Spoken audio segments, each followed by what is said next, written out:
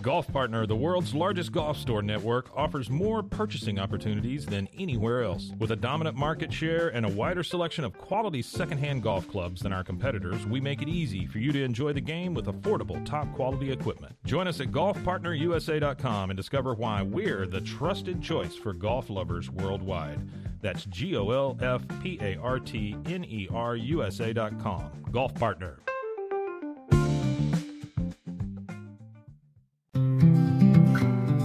Are you ready to take control of your health? At 4U Health, we believe wellness and lab testing should be accessible, inclusive, and yes, fun. With our tech-powered at-home lab test, you save time and money while feeling your best. Say goodbye to long waits and office visits. Check your health on your own terms with 4U Health. Visit 4uhealth.com today and free yourself from traditional medicine. That's the number 4uhealth.com.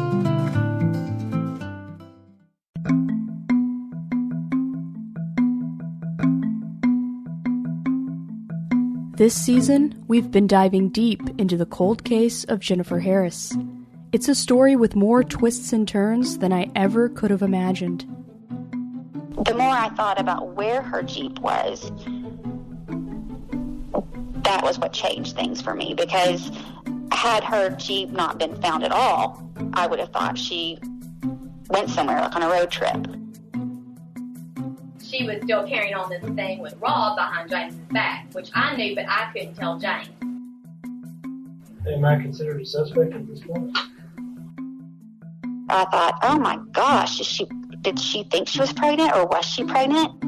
I told her that if she wanted to have an abortion, I'd pay for an abortion. The fact that Jennifer's uterus was missing, that got a lot of attention. And the thing is, about fire in the middle of nowhere, the opportunity presents itself to burn something more so than it would have in an urban place. Before this podcast, I reported on Jennifer's case for CBS News as a development producer for an episode of 48 Hours called Murder on the Red River. Jennifer's story was one that stuck with me long after the cameras had turned off. On the 20th anniversary of Jennifer's murder this spring, I still had so many questions about the circumstances of her death and the complicated investigation that followed. I know that you have invested yourself into her story. Yeah. I just think that you want, just as badly as we do, to have justice. In the spring of 2022, I approached Fannin County Sheriff Mark Johnson about doing a podcast on Jennifer's case, and thankfully, he was open to it. I'm so grateful to everyone who has participated in my reporting, both on and off the record, and I believe we are closer than ever before to answers in Jennifer's case. This whole county wants the same thing. Everybody wants to know why this case went on as long as it has, why that there's not been an arrest made. It's still a cold case, but it's not a done case. I definitely don't want to give up as long as I can telling her story.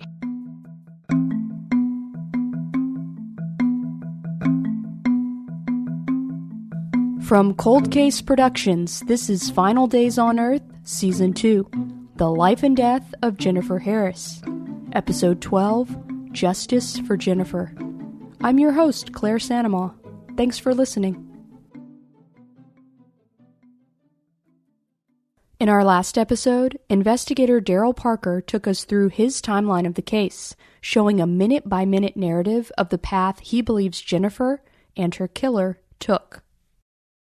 The timeline gets her disappearance down to literally within 2 minutes. Daryl's timeline offered an explanation for a lot of questions that people have in Jennifer's case, including the possible use of fire to destroy her clothes and purse, which have never been found. Taking the effort to destroy this type of evidence takes time. The fire on the Whitlock property was also in close proximity to a pair of Jeep keys consistent with Jennifer's, which were allegedly found by a neighbor and then lost before they could make it into the custody of the sheriff's department. But there's still yet another path we haven't taken in Jennifer's case, and it involves the type of gossip network you might expect in a small town. Another aspect to this is Fannin County, and you really have to live there to understand what I'm talking about. But Fannin County has a robust gossip network. I've never seen anything like it. Daryl Parker and just about all of Fannin County had caught wind of a rumor about a person very close to the investigation. A rumor that was all but gospel in Bonham. A rumor that was about to derail the investigation even more than it already had been. I probably hadn't thought about that case since 48 hours, but if you've got questions, knock yourself out. That's Miles Porter. He was the elected district attorney when Jennifer Harris went missing. And as improbable as it sounds, he ended up the subject of great speculation and grapevine gossip in Jennifer's murder. Rumors in small towns, the only way they have legs, in my opinion, is if they involve somebody that people know. Back in May 2002, Miles Porter had been the DA for just over a year when all hell broke loose while he was out of town. And we were all at a conference in San Antonio when we got a call that Jennifer Harris was missing, I think was the call. And that was big news. We had been gone for the week, and lo and behold, this blew up while we were gone. When Miles got back to Bonham, he joined the investigative efforts already underway. So everything was fluid. People were running around asking me for advice. And I told them to get the FBI to check out her vehicle. And that took some doing, but I think that happened. I had just been in the middle of a capital murder trial that I inherited from the previous district attorney, and we had all kinds of problems with some of the local law enforcement not handling things correctly. This capital murder trial will come back into play shortly, so keep it in mind. Meanwhile, Miles went about his duties in the DA's office, while the sheriff's department and other law enforcement officers handled the day-to-day of Jennifer's case. About a year passed, and then there was a sudden burst of information, which came on the scene in a most unusual way. One of my secretaries from the DA's office had gone to Walmart at lunch, and she said when she was in line at Walmart, she heard people saying that, did you hear that the district attorney had been arrested for the Jennifer Harris murder? The outrageous rumor spread like wildfire. Yeah, that was a little shocking, when she gets back to the office. And then I started getting calls later that week from lawyers in other places, Dallas, Sherman, saying, we heard that you were locked yourself in the office and there was a gun battle or something like that. There's a hostage situation at the DA's office. I mean, it just got nuts. It just kept getting crazier and crazier. The rumors reached fever pitch when Fannin County residents started calling local TV stations, demanding to know why they weren't reporting on the arrest of the DA. Everybody was convinced I'd been arrested. They wondered why it wasn't on TV. So they would call the local TV station saying, why aren't you covering this? Wow. They thought this was some massive cover-up from the media, that they weren't even covering this because they all knew it just had to be true, right? Those rumors have persisted to this day, so much so that even I have gotten comments from listeners of this podcast wondering why I wasn't mentioning the name Miles Porter in connection with Jennifer's death. Miles Porter is now an attorney in private practice. He has an office right on the town square in Bonham. He says throughout his career in Fannin County, there are people who have asked to be excluded as jurors on his cases because they think he killed Jennifer Harris. Here again is Daryl Parker. Fannin County has a robust gossip network. I've never seen anything like it. Miles Porter, this is a perfect example. Somehow, someone in Fannin County spun this fanciful story that Miles Porter and Jennifer Harris were romantically linked and that Miles Porter had her killed because she was pregnant. Daryl called that theory the most ridiculous thing in the world. When you say it's the most ridiculous thing in the world, well, is it? Did you look at it? Did you investigate it? Yes, we did. There is no communication between Miles Porter and Jennifer Harris. No record at all. Yes, Miles Porter and Jennifer Harris were both Bonham natives, but Daryl says that was the extent of their association. I didn't know her on a personal basis.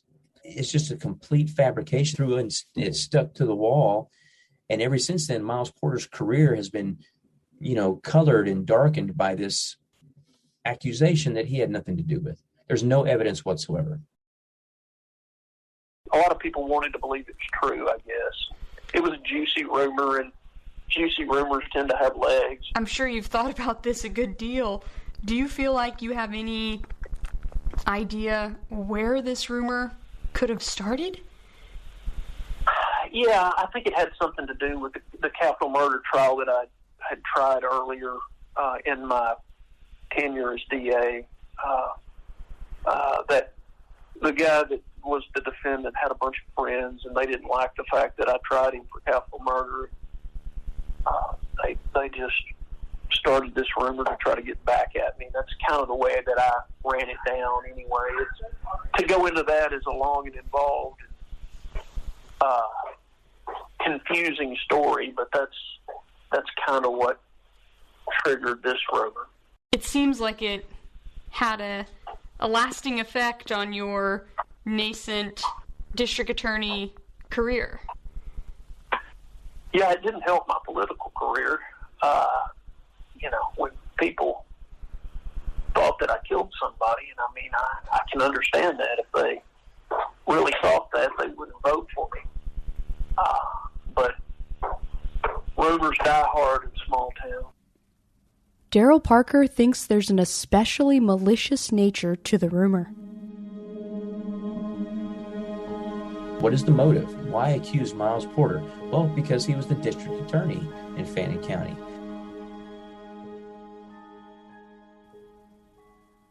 Suffice it to say, if you're looking to slow down the wheels of justice, taking a shot at the top prosecutor in town is a pretty effective way to do it.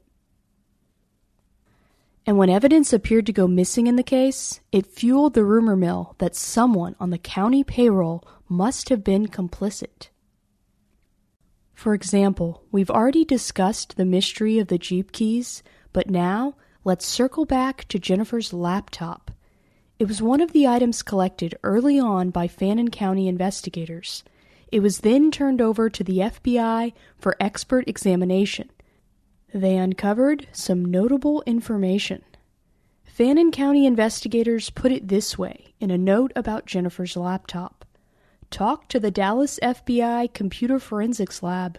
Nothing valuable except on May 17, 2002, there were 16,841 files deleted from the victim's computer. In a case full of shocking statements, this one is right up there. There is no evidence of any sort of follow-up to determine what files were deleted, who deleted them, or why. So let's break it down. On May 12th, Jennifer went missing. On May 14th, friends and family began gathering nightly at Grandma Mimi's house. On May 15th, investigators searched Grandma Mimi's house and collected Jennifer's personal effects.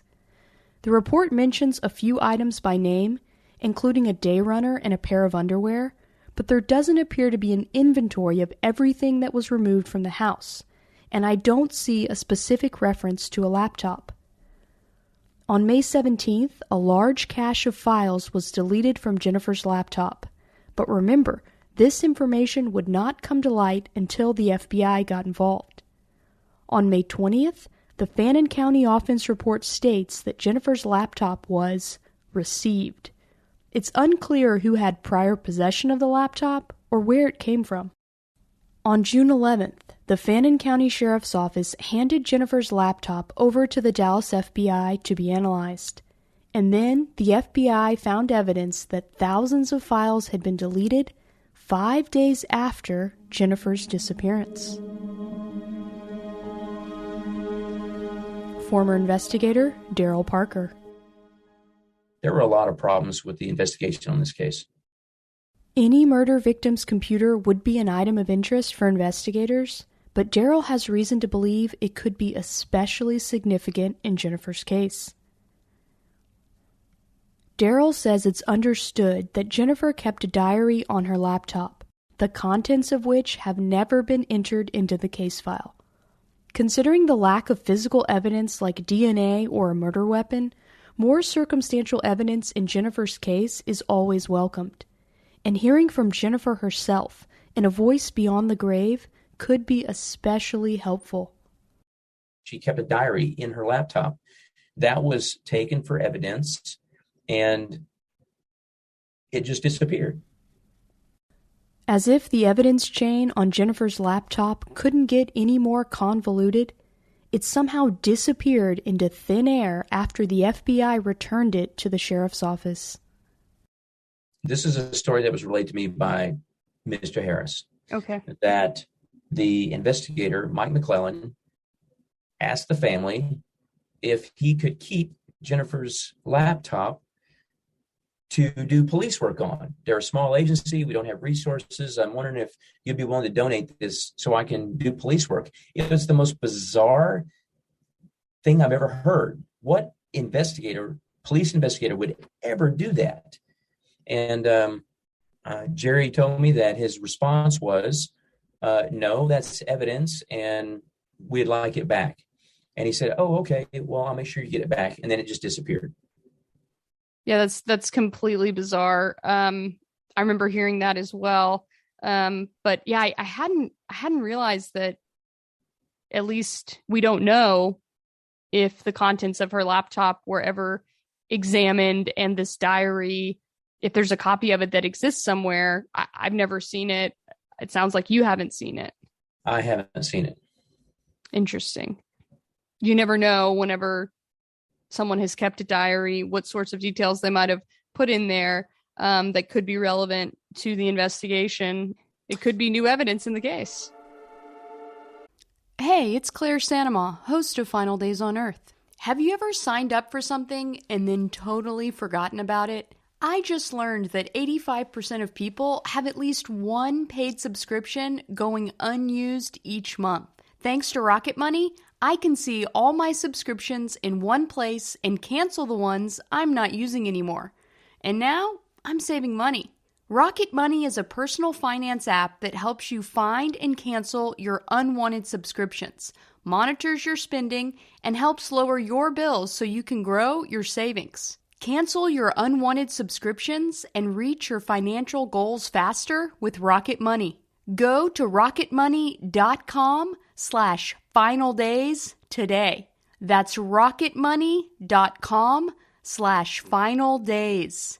rocketmoney.com/finaldays. Experience the perfect blend of exquisite craftsmanship and life-changing technology with Gevi.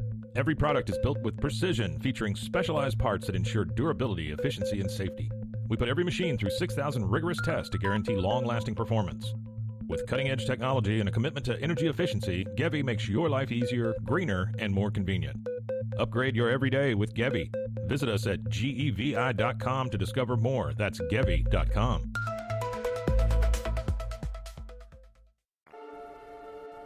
Daryl attempted to track down Jennifer's laptop through Lieutenant Mike McClellan back in 2009, but McClellan had already left the Fannin County Sheriff's Department. He ended up somewhere in Washington State, and he started doing investigations for a law enforcement agency out there, and I called them, and they said that he showed up with his own personal laptop. And so when I found him in Missouri, and I went and interviewed him in Missouri, he said, no, I don't know what you're talking about. I've never had a laptop. Mike McClellan died in 2010, but could some trace of Jennifer's laptop still exist? Since the Dallas FBI Computer Forensics Lab examined the laptop, you have to wonder if they made a copy of her hard drive that they still have in their possession today.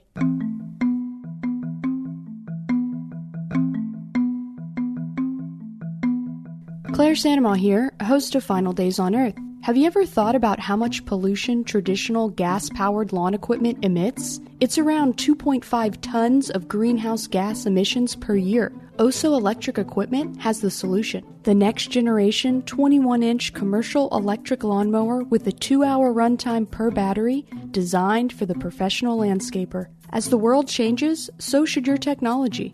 Electric technology brings value to your business, your customers, and your world. Not only is this clean technology environmentally friendly, it adds an unbeatable return on investment compared to gas-powered mowers, all while operating with increased power and durability. Oso Electric knows that reliability is key to smoothly operating a lawn care business. That's why they included features that are safe and easy to use for your employees. With a durable and reliable product at hand and backed by a no downtime guarantee, you can confidently assure your customers that Oso Electric is the right choice for them. Have your landscapers gone electric? Tell them to learn more and request a demo today at osoelectric.com. That's OSO electric.com. Electrify your world with Oso Electric. Jennifer Harris's family has been searching for answers in her case since the day she disappeared.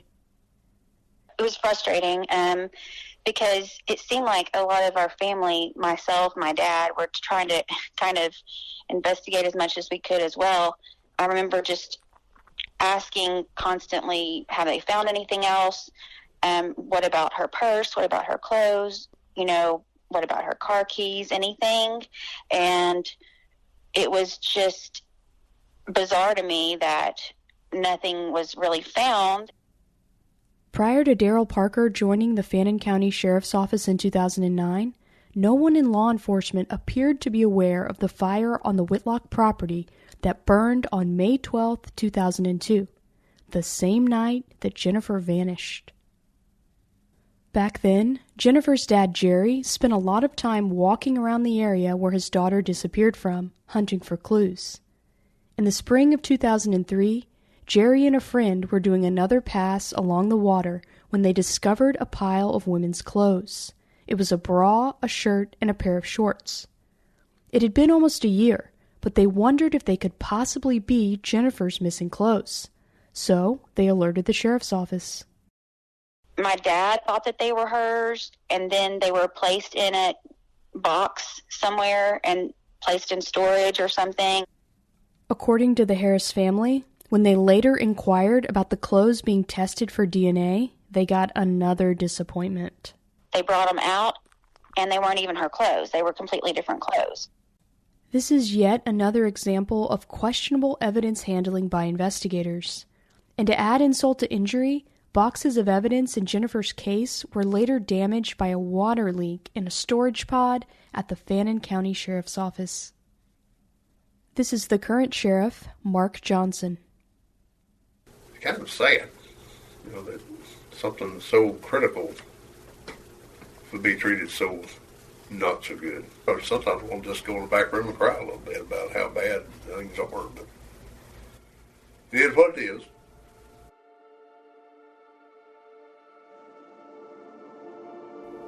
As upsetting as the mishandling of potential evidence in a murder investigation is, Daryl Parker doesn't believe those clothes have anything to do with Jennifer's case.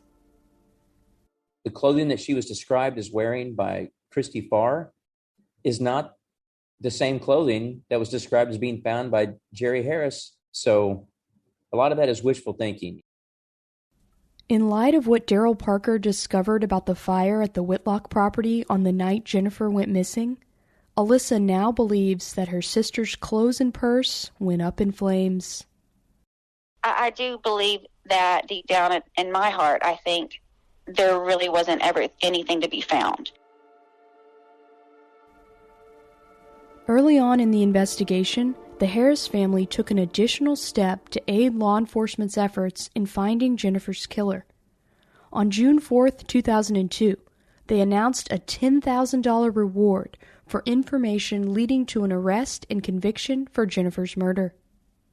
I think it was pretty much when we had it sort of exhausted a chance to have an arrest right away.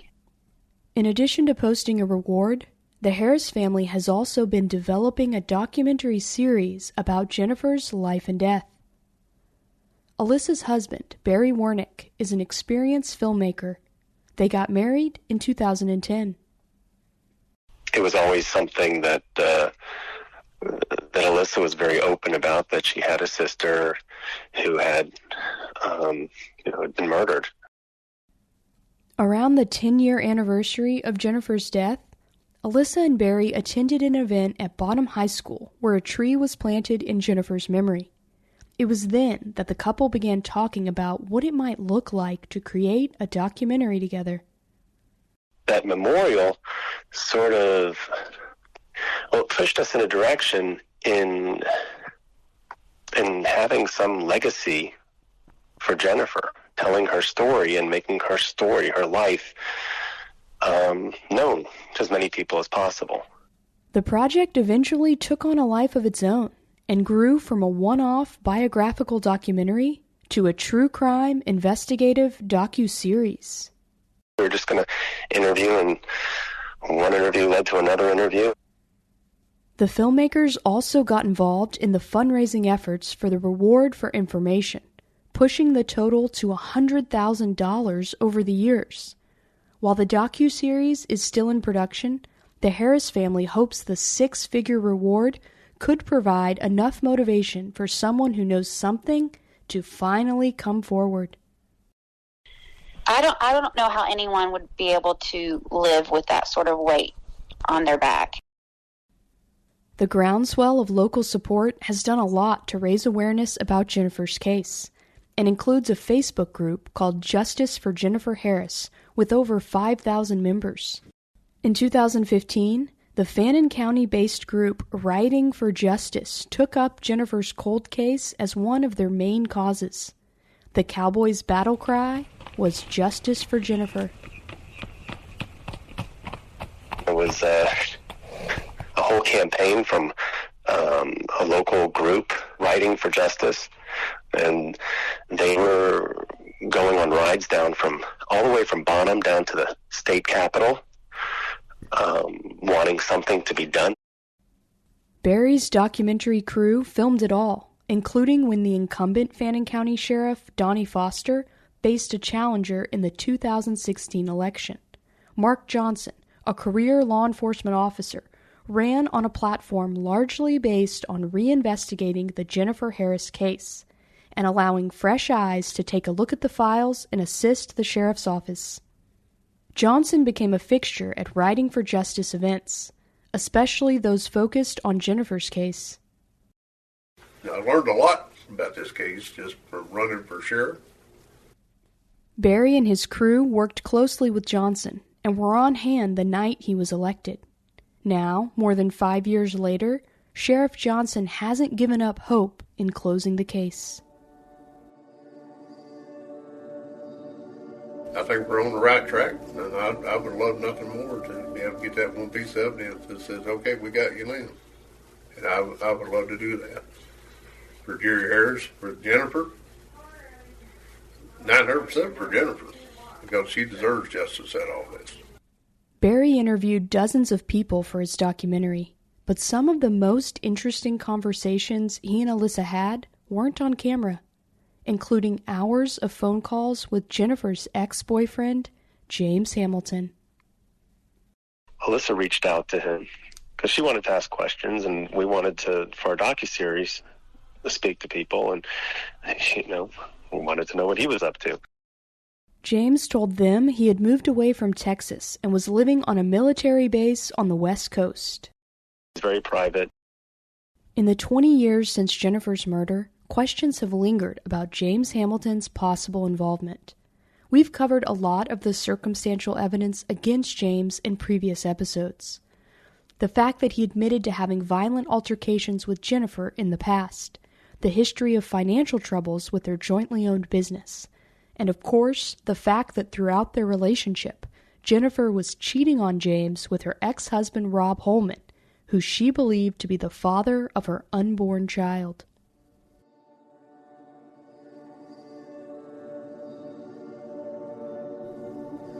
But there are other suspicious behaviors that investigators recorded in official reports on Jennifer's case. Details and statements from James's ex-wife that are disturbing, if not possibly incriminating.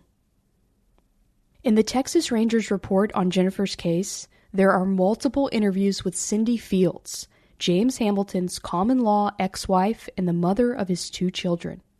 In one interview, Cindy alleged that James had choked her in the past, and that she believed he was capable of killing someone with his bare hands. According to the report, Cindy went on to recount a story from 1999, when she was walking alongside the Red River with James Hamilton. Cindy said she remembered James telling her, quote, "This would be the perfect place to throw a person in the river."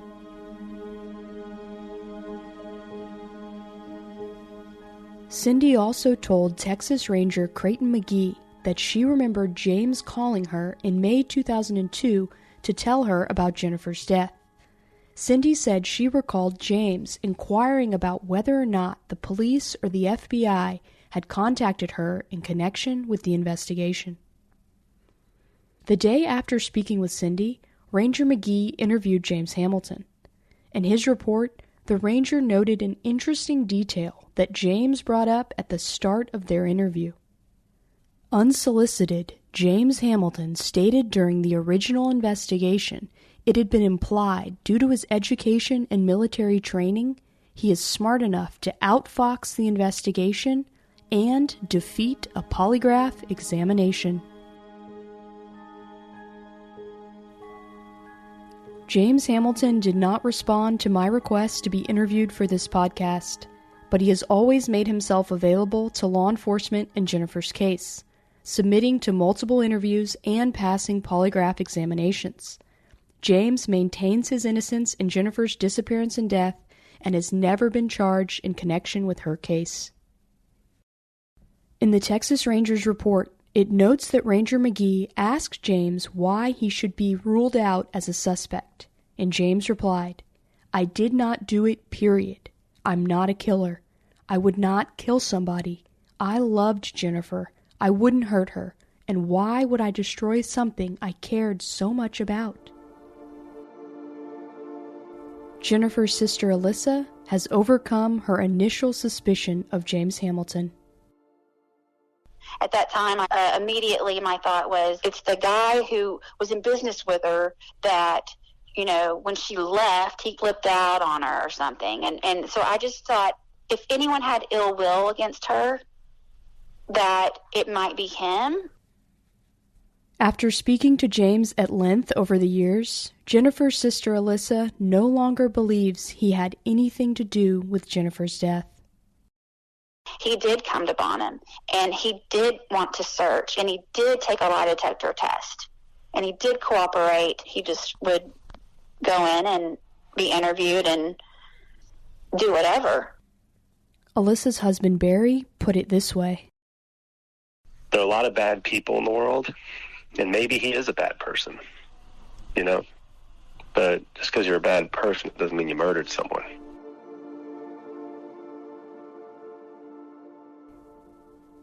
Investigator Daryl Parker has spent years uncovering circumstantial evidence about how Jennifer's life ended, and he thinks it's compelling enough to warrant further action. So my theory is that Jennifer Harris had made an appointment to meet someone that she knew at the hoedown at approximately 8 p.m., and that's where she went to meet this person. She met the person, and they drove off together in that person's vehicle. They drove via the back roads to get to the Whitlock property right next to the Red River. They got into a violent argument, and she was incapacitated. And from that point, I think the person who killed her stripped her body and placed her in the river, and then took her clothing and her personal effects and put them in this cabin and set the cabin on fire to destroy the evidence. Despite everything that was known about Jennifer's relationships at the time of her murder, it took 15 years before authorities went on the record and named names. Shortly after Mark Johnson became the Fannin County Sheriff in 2017, he did the honors himself in the local media. Yeah, and if anything, I think naming James Hamilton as a suspect is far more problematic than naming Rob Holman. He has an alibi confirmed by the witness who came in and interviewed with the sheriff's investigators. There are no eyewitnesses that place him with Jennifer. There's no communication between he and Jennifer that anyone can prove in those days leading up to her death. So to me, that would be a lot more problematic naming him as a suspect than Rob Holman.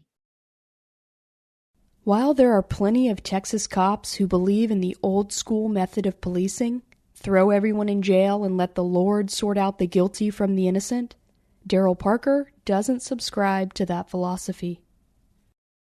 I do criminal defense work all the time. I'm not advocating for prosecuting someone who is, actually innocent of a crime or anything like that. For Daryl Parker, there's only one person of interest left in Jennifer's murder, and try as he may, he just can't rule him out. There are a lot of red flags that happen after something like this, and to an investigator, you have to watch for all the red flags, but you don't really know what they mean until you can start connecting the dots. After years of investigating, Daryl believes he's put together enough pieces of the puzzle to see a picture forming. Rob Holman, under questioning by sheriff's investigators, described the exact same scenario that happened that night. Jennifer would park her car, she'd lock it up, she'd take her purse and her keys and get in his truck, and then they would go driving around.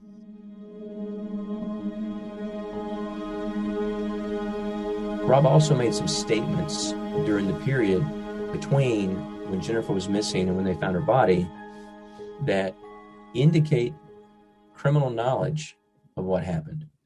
What are those statements? I think she was missing for a day and a half when Rob Holman was interviewed by the sheriff's investigators. And one of the first things he said was, I'm scared because I don't have an alibi. So she's just missing. We don't know where she's at. And the first thing he's thinking of is, I need an alibi, which is an indicator that he knows something has happened to Jennifer. The other thing that he did was when the investigators confronted him about Jennifer's pregnancy, when they asked him about the baby, his response was, baby? What baby? He was worried about not having an alibi. And then when they ask him about this pregnancy, he tries to play it off like he doesn't know about it. But then he realizes that they already know. And so he says, she told me, but I didn't believe her. He says he didn't believe her, but he offered to pay for an abortion.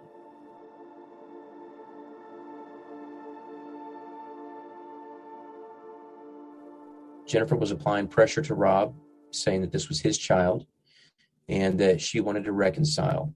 And she knew that he was involved with Sarah Beth Ruffner.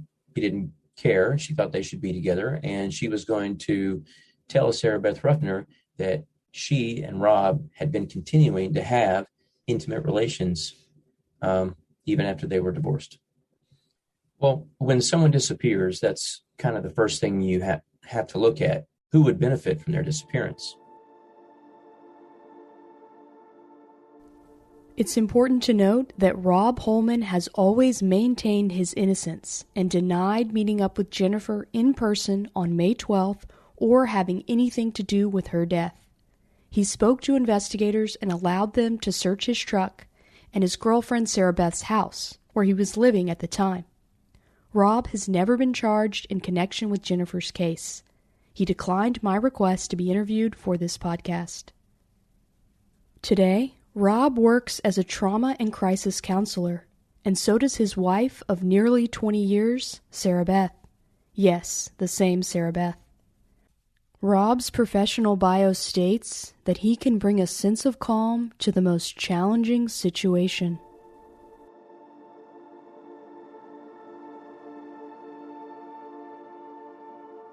in the totality of the circumstances, when you start looking at all this behavior, the relationship had gotten bad towards the end.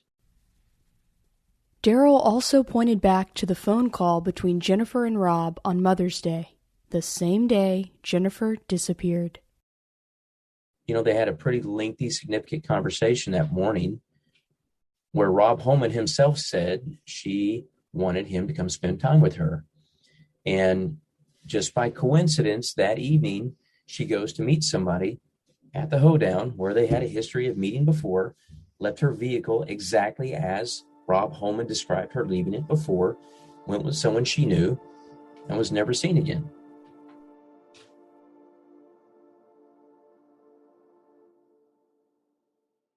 When Jennifer was at Christy Farr's house, she didn't seem depressed or sad or mention anything like that to Christy Farr.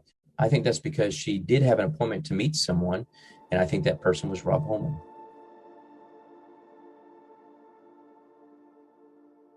This is an entirely circumstantial case, but circumstantial evidence is evidence. It's just that it doesn't have as much weight as direct evidence or forensic evidence. So what you have to do is you have to pile the circumstantial evidence on top of each other to create the proof, the evidence that you need. I was struck by the fact that in the early days of this investigation with the Fannin County Sheriff's Department and the Bonham Police, they were telling witnesses, we're going to solve this case. We don't have any unsolved missing person cases or murders in our county. And they were really proud of that fact. But unfortunately, the Jennifer Harris case remains unsolved.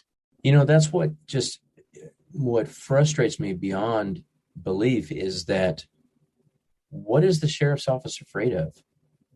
What is their hesitation? What are they afraid of in identifying a suspect and forwarding the case to the prosecutor's office to put in front of a grand jury? But for some reason, sheriff after sheriff after sheriff has declined to forward the case. Current Fannin County Sheriff Mark Johnson. And I'll just make it as simple as I can. Lack of evidence. It's still a cold case, but it's not a done case. It's going to stay here. It's going to stay open until something new comes along, and it will. I think one day it will pop up. But today, it ain't got it.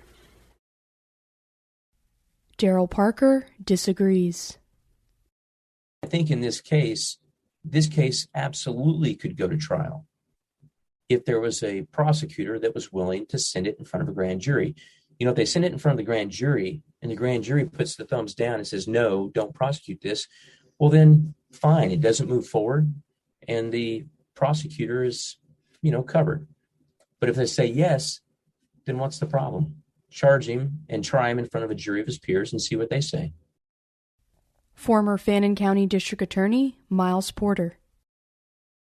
I'm sure it's not lost on you that it's the 20th anniversary of Jennifer's case. What would you like to see happen in Jennifer's case?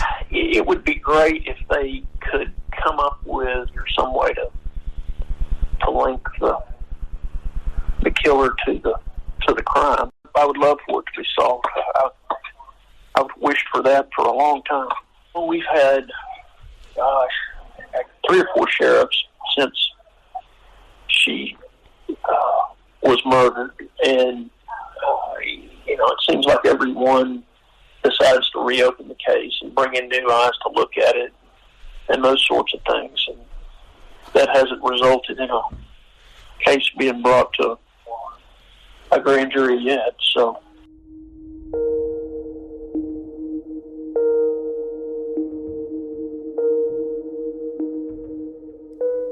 for Jennifer's family, each passing day where the case goes unsolved is painful.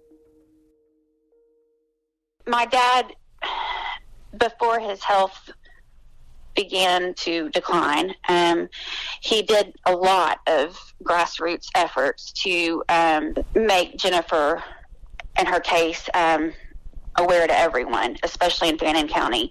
There were times when they would meet at the courthouse and interview him, or just have vigils and big posters of Jennifer just lined up around the courthouse, just just so that it was pretty much in your face that, this has still been unsolved, or no justice has been done for this.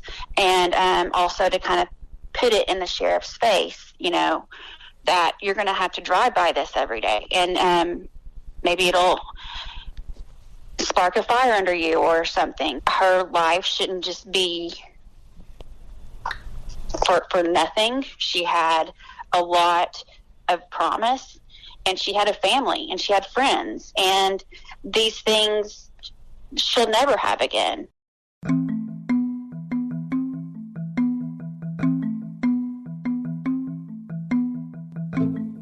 Thank you so much for listening to my second season of Final Days on Earth, the life and death of Jennifer Harris. Even though the season is over, my reporting isn't finished. I won't stop searching for answers in Jennifer's case until justice is served. If you have any information or questions for me, please get in touch through my website, finaldaysonearth.com. I'll be back on the air when there's new information in the investigation on what happened to Jennifer Harris and who is responsible for her death. If you want to help support this podcast, please rate and review on Apple, Spotify, Good Pods, or your favorite podcast player. You can also tell a friend about Final Days on Earth or share a link to the show on social media. Thank you so much. If you have any information about the unsolved murder of Jennifer Harris, contact the Fannin County Sheriff's Department at 903-583-2143. Final Days on Earth is recorded in Dallas, Texas for Cold Case Productions in partnership with Podcast One. Each episode was written and reported by me, Claire Sanamaw, and Hillary Wadsworth. Audio production by Matthew Mallinger of Podcast One. Original theme music composed and performed by Riley Simmons. Associate producer is April Scales. Field producer is Molly McEwen. Editorial consultant is Lucy Scott of LucyMedia.com. Executive producers are Sharon Richards and me, Claire Sanamaw. Special thanks to Alyssa Harris-Warnick, Barry Warnick, Daryl Parker, Fannin County Sheriff Mark Johnson, Attorney Miles Porter, and criminologist Dr. Claire Ferguson for participating in Season 2. If you have a case you think I should cover in my next season, you can send me a message on my website, finaldaysonearth.com.